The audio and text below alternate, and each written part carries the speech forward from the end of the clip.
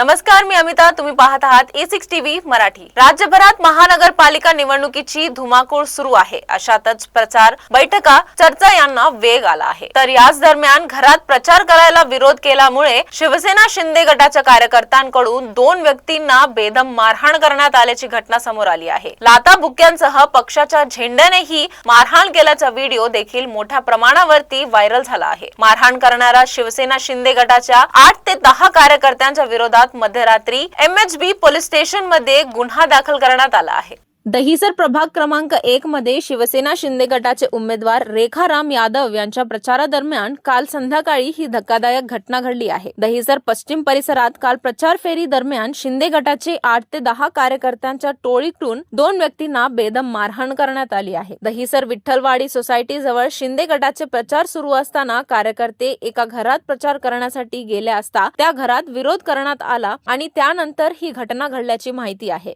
तर मिळालेल्या माहितीनुसार शिंदे सेनेचे कार्यकर्ते एका घरात प्रचार करण्यासाठी गेले असता त्या घरात विरोध करण्यात आला आहे. शिवसेना शिंदे गटाचे प्रचार करणारे कार्यकर्ते आक्रमक झाले आणि त्या घरात 2 व्यक्तीला बेदम मारहाण करण्यात आली. शिंदे गटाच्या कार्यकर्त्यांच्या मारहाणीचा व्हिडिओ सोशल मीडियावर व्हायरल झाले आहेत. या प्रकरणी MHB पोलिसांनी रात्री शिवसेना शिंदे गटाचे 8 ते 10 कार्यकर्त्यांविरोधात गुन्हा दाखल करून धरपकड सुरू केली आहे. मात्र ऐन निवडणुकीच्या प्रचारामध्ये कार्यकर्त्यांच्या गुंडागिरीमुळे परिसरात मोठा राजकीय तणावाचे वातावरण निर्माण झाले आहे. मात्र निवडून येण्यापूर्वी जर कार्यकर्त्यांची अशी दादागिरी असेल तर मात्र भविष्यात काय होणार असा प्रश्न दहिसर मध्ये स्थानिक नागरिक विचारत आहेत. पुढच्या बातमीसाठी पाहत रहा E6 टीव्ही मराठी.